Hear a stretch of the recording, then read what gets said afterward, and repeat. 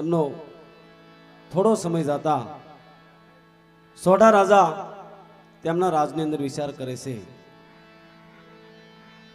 કે આપણે દીકરી નેત્રદેના લગ્ન થયા તેમનો ઘણો સમય થયો છે, તો આપણે રામદેવજી બાપાને કંસાર જમાડવા માટે અહીંયા બોલાવવા જોઈએ.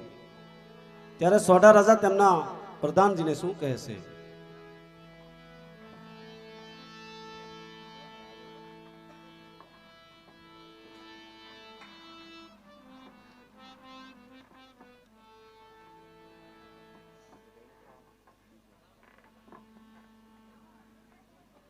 અરે પ્રધાનજી, જી મહારાજા, રામદેવ આપણા રાજની રીત રિવાજ પ્રમાણે રામદેવજીને કંસાર જમવા માટે તેડાવી લો. બહુ સારું.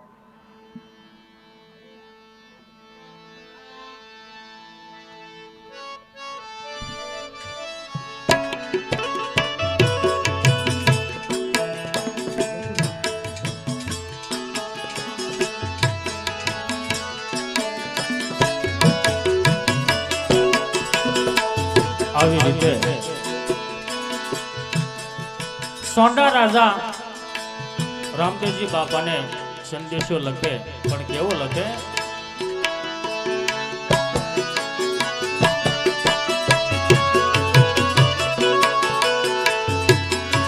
આજ લખી રે સંદેશો સોંડા રાય મોકલે,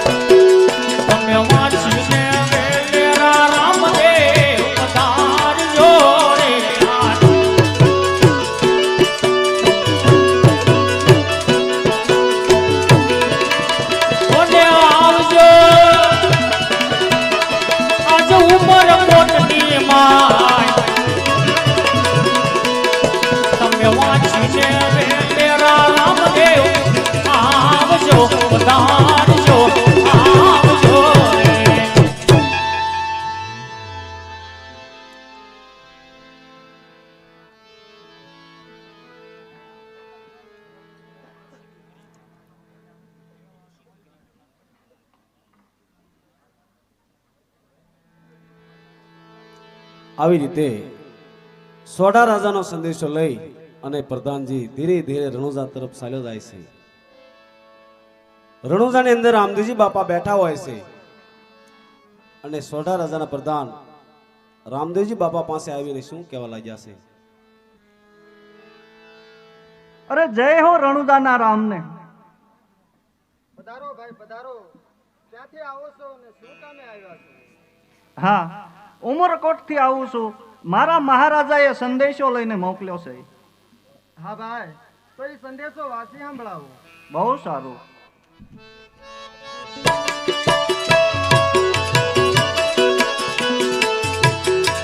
આજ લખી રે સંદેશો સોંડારાએ મોકલ્યો રે આજ.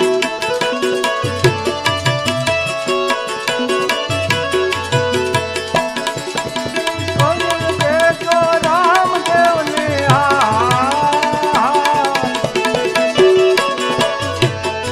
આજ લખી રે સંદેશો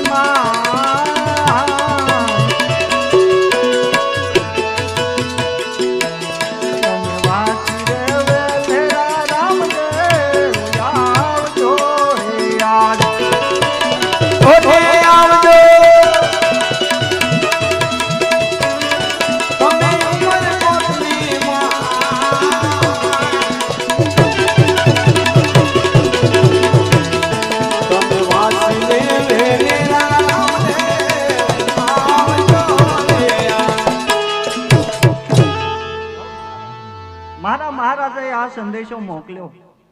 હા ભાઈ, તો હું તમારી સાથે ચાલો, હું તમારી સાથે આવું. બહુ સારું, ચાલો.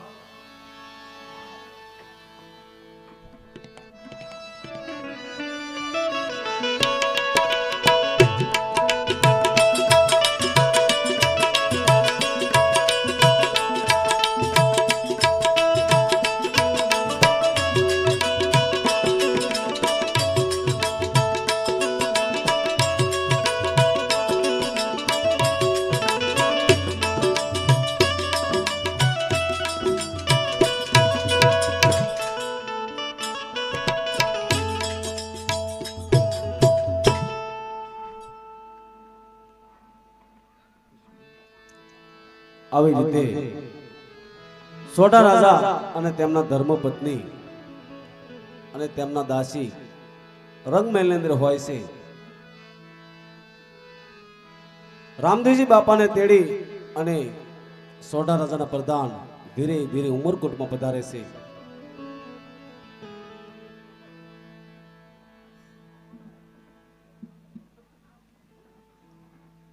હા મહારાજા, રામદેવજીને તેડીને વિયાવ્યો. બહુ સારું. અરે રામદેવજી, આસન ગ્રહણ કરો.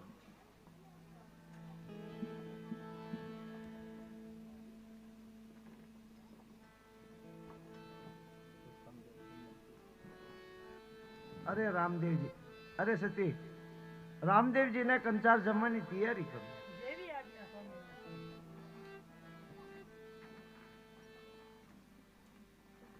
અરે દાસી, આજે રામદેવજીની મારે પીરાઈ જોડી છે, માટે તમે જાઓ, બિલાડીના માંસની રસોઈ બનાવી થાળ તૈયાર કરી અને લેતા આવો. હમણાં જ હું લેતા આવું દાદી.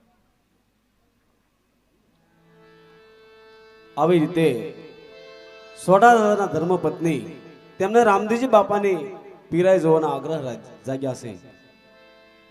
ત્યારે સોઢા રાજાના ધર્મપત્ની બિલાડીના માઉસની રસોઈ બનાવી અને મગાવે છે.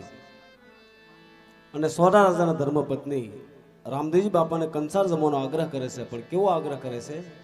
અરે દાસી, રામદેવજીને જમવા બેસાડો. બહુ સારું.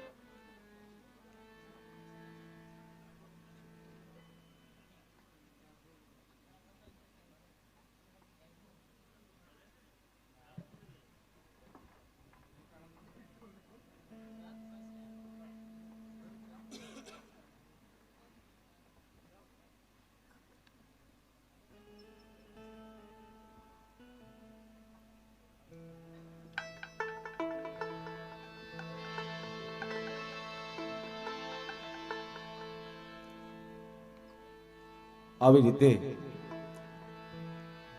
જ્યાં સોઢા રાજાના ધર્મપત્ની રામદેવજી બાપાને કંસાર જમવાનો આગ્રહ કર્યો છે, ત્યારે રામદેવજી બાપાએ થાળ ઉપર જે રૂમાલ ઢાંકેલો હતો તે ઊંચો કર્યો. બિલાડીના માઉસમાંથી જીવતી બિલાડી નીકળે છે અને સોઢા રાજાના ધર્મપત્ની રામદેવજી બાપાના શરણમાં પડી જાય છે અને તેમની ભૂલની ક્ષમા માગે છે. અને શું કહે છે? અરે રામદેવજી, અમને ક્ષમા કરો, તમારી પીરાઈ ધન્ય છે, અમને માફ કરો, અમારી ભૂલ થઈ ગઈ. અરે સાસુમાં, તમારે તો મારી પીરાઈ જોવી છે ને, તમારે તો મારો પરસો જોવો છો ને.